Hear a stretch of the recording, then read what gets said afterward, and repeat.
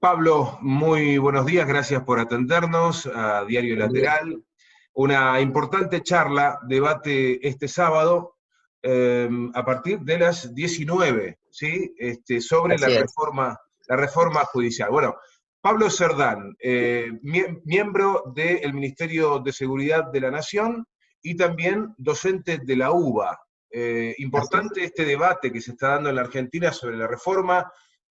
Charlábamos hace un ratito, hay mucha resistencia. Bueno, ¿de qué se va a tratar esta charla? ¿A quiénes va dirigida? Y bueno, la expectativa consiguiente, ¿no? Bueno, antes que nada un saludo y un agradecimiento a los lectores y a los organizadores del Diario Lateral. Gracias por haber difundido la actividad y por tener la amabilidad de darnos este momentito. La idea de hoy es tratar de bajar al llano algunas cuestiones que por ahí, para quien no forma parte de la justicia, como es mi caso, de haber estado mucho tiempo en el Poder Judicial, tal vez algunos conceptos, algunas ideas que vienen vertidas en las reformas judiciales, por ahí son difíciles de comprender o tienen alguna complejidad técnica. Mi idea es tener una charla llana con compañeros, con compañeras de distintas organizaciones que en definitiva son los que defienden, los que hacen posible que se lleven adelante las transformaciones en Argentina a través del diálogo, a través de la discusión política. Entonces mi idea es acercarle a esos sectores alguna herramienta para poder discutir estos temas que son tan importantes para todos los argentinos y las argentinas. Bueno, hay Eso algunos es un temas, poco. claro, algunos temas, por ejemplo, ampliación de la Corte Suprema, la reforma del Consejo de la Magistratura, incorporación de jueces, que también es uno de los aspectos que está mencionado y forma parte del proyecto de reforma. Creo que son puntos altos donde incidió para que la oposición descarte de plano este proyecto, ¿no? Sí, y en algún sentido, malinterpretando algunos aspectos de la reforma. Por ejemplo, el tema de la ampliación de la Corte y la modificación del Consejo de la Magistratura son temas que claramente son parte del debate público, pero que no están incorporados en el proyecto que efectivamente se remitió Ujú. al Senado. Eso ha quedado para una discusión posterior. Apasionante e interesante también esa discusión, pero no es la discusión que se está teniendo ahora. Hay como una que me parece importante para desmitificar esto de cuando los gobiernos intentan nombrar jueces. Vamos, el nombramiento de jueces, el cambio de las estructuras judiciales, es una potestad del poder legislativo y del poder político. El tema, el punto clave para poder analizar si una reforma es más democrática o tiene un tinte autoritario o tiene un avasallamiento hacia el poder judicial es cuáles son los mecanismos que la reforma estructura para esa selección de jueces. Por ejemplo, hay algo bastante novedoso en el proyecto que termina remitiendo el Poder Ejecutivo al legislativo para su tratamiento en el Senado, para que todos los actores discutan en el Senado, ¿no? También esto hay que tenerlo presente, ese movimiento que se hizo de presentar un proyecto para que la sociedad en su conjunto, que está hoy por hoy, muchos actores de la sociedad civil, del Poder Judicial, están discutiendo y dando su opinión en el Senado, y el Senado seguramente va a tomar muchas de las cuestiones que se están objetando al proyecto o presentando mejoras. Pero sobre este punto hay como una ficción, como si el gobierno pudiera de buenas a primeras nombrar 50 jueces nuevos. Eso tal vez porque es lo que intentó hacer el macrismo en algún punto, de nombrar jueces por decreto en la Corte, o lo que son las transferencias de jueces de un lugar a otro. Esos son movimientos autoritarios. El nombrar jueces es parte de nuestra vida democrática. Hay mecanismos que pasan por el Consejo de la Magistratura, después por mayorías en el Senado se van eligiendo sobre las ternas, y hay un juego democrático de mayorías y minorías que hace que enriquezcan nuestra democracia y que enriquezcan nuestro sistema judicial.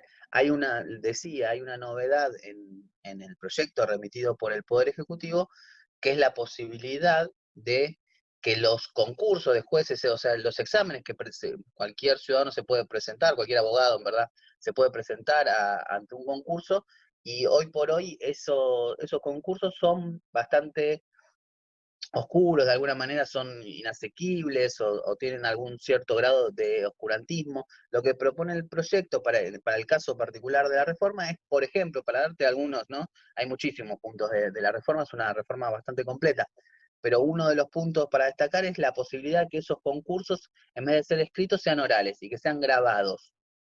¿Sí? Que cualquier ciudadano pueda luego mirar a ver cómo rindió un juez, cómo respondió a las preguntas, cómo se desempeñó en la entrevista. Esto es algo que parece una pavada y un tecnicismo, pero que intenta darle transparencia a un sistema que obviamente ha sido parte de lo que la sociedad ha dejado en muchos sectores y durante mucho tiempo de creer en el Poder Judicial. Una parte, una mínima parte de lo que puedo, y hoy no quiero spoilear porque vamos a estar charlando bastante rato y a la tarde, pero digo, como uno de los puntos para desmistificar esto, el gobierno va a nombrar jueces, es lo normal que los gobiernos nombren jueces, es parte del proceso democrático, e incluso el proyecto lo que hace es transparentar un poquito más lo que hasta ahora conocíamos como un concurso para poder ser juez en nuestra Argentina.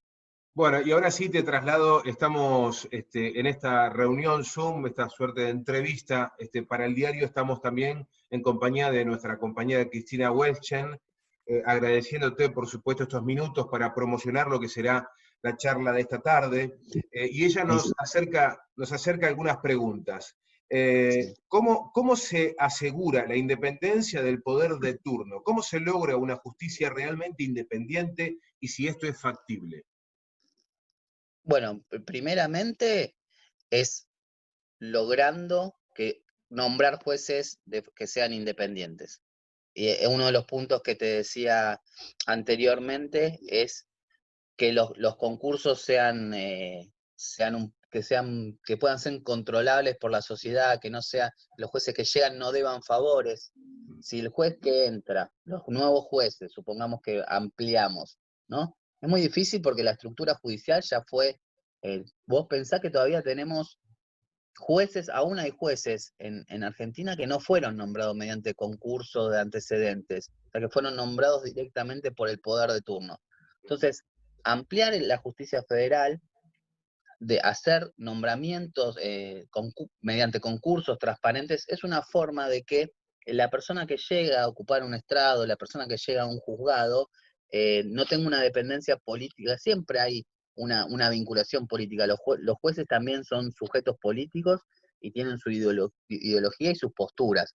Entonces, siempre va a haber una cuestión política atravesando la función jurisdiccional. Pero lo importante es que no haya esto de los favores, que no haya una deuda, que después cuando están en ese lugar no le deban al poder político de turno. Y la segunda tiene que ver, y que también es una cuestión de cultura política en Argentina, que creo que desde el gobierno nacional se está recalcando bastante seguido, es que el Poder Ejecutivo no se intrometa. También tiene que haber una cuestión de autorregulación, porque en verdad la independencia está garantizada por nuestra Constitución y también depende de alguna manera del comportamiento de cada poder. Si nosotros tenemos gobiernos que establecen una mesa judicial para extorsionar, para apretar, para condicionar el accionar de la justicia, no vamos a tener una Bueno, justicia independiente.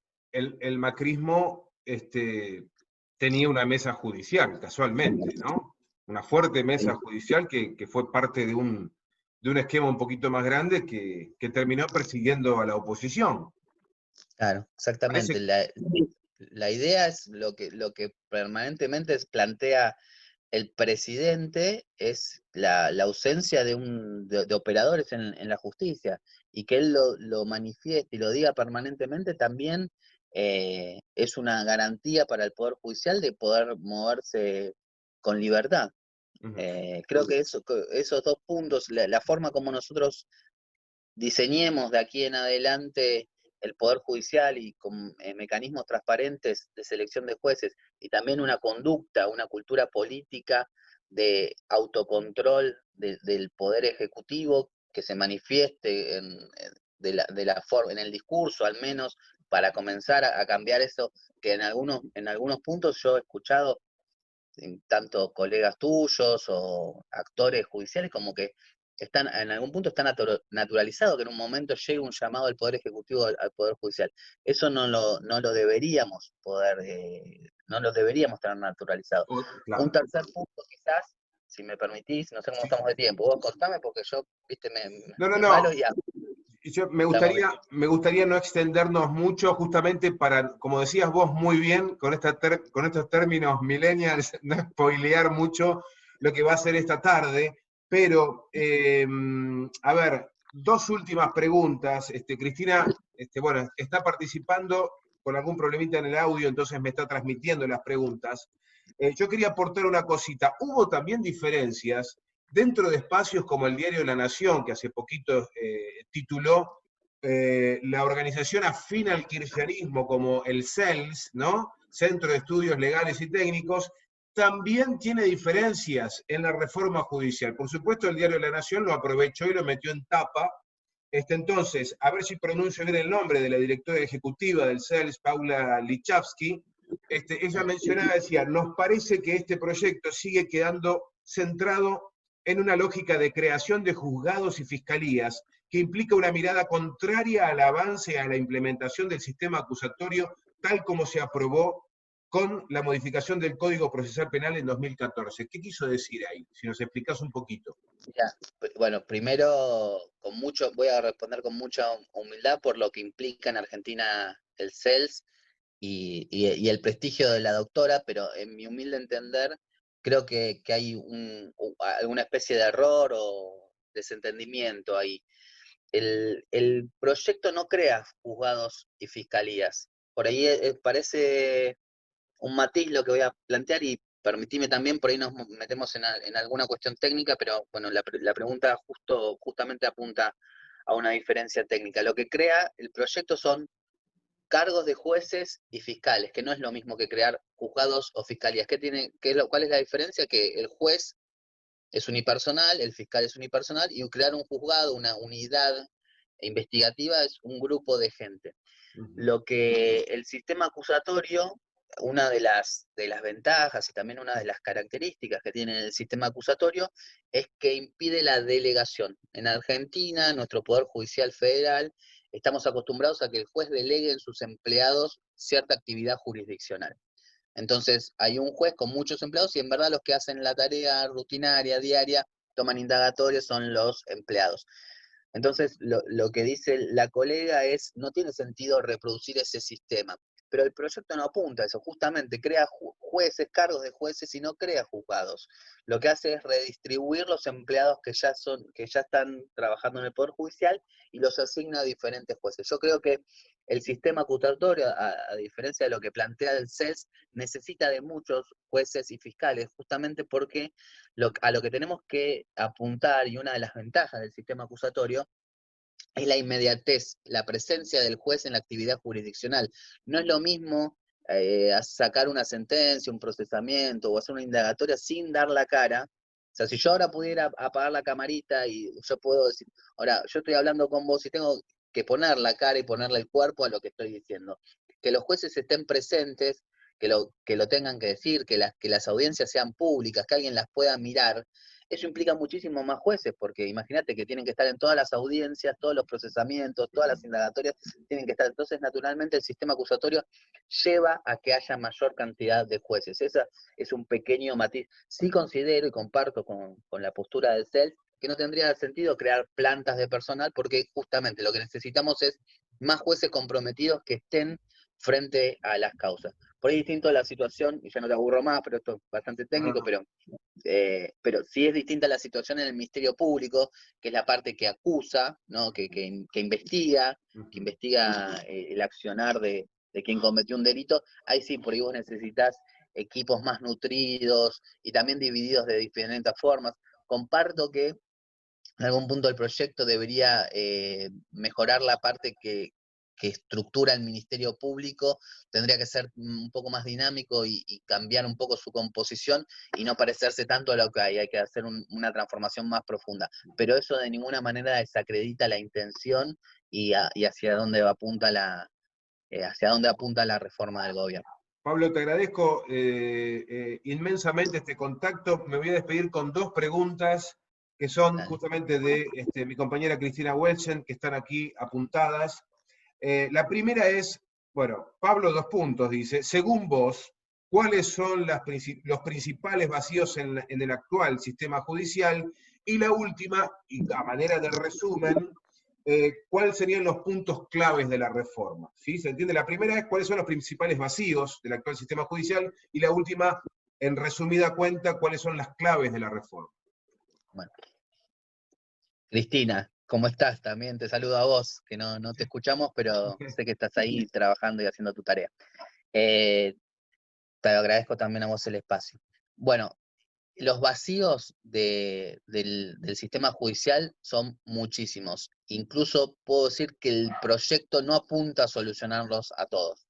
Tiene muchísimos más problemas el Poder Judicial, desde estructuras edilicias, un sistema informático vetusto que no sirve, que no es ágil, temas de acceso a la justicia, muchísimos ciudadanos, muchísimas ciudadanas que no tienen acceso al Poder Judicial, que ni siquiera se plantean llevar sus demandas al Poder Judicial, y estoy hablando justamente de los sectores más humildes de nuestra población. Esos son para mí los principales problemas, y la reforma no apunta a solucionar todos esos problemas, es simplemente se trata y se circunscribe a una de las problemáticas que también creo que es importante, no digo que no sea importante esta cuestión, que es a la falta de transparencia en la justicia penal federal argentina, que es a lo que apunta. Creo que desde el día 1 el gobierno nacional está apuntando a eso.